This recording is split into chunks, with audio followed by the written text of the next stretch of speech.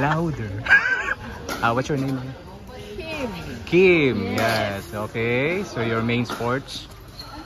Pickleball. First play tennis. Now pickleball. Okay.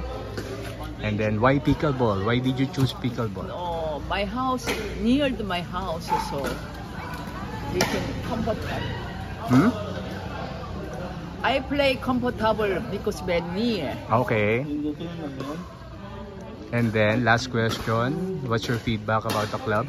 Feedback about the club? All people very nice, very kind. All pogi and maganda. Yo. Okay. Okay. That's it. Okay. Okay. Thank you very much, Kim. Ay, Tita Jenny. Okay.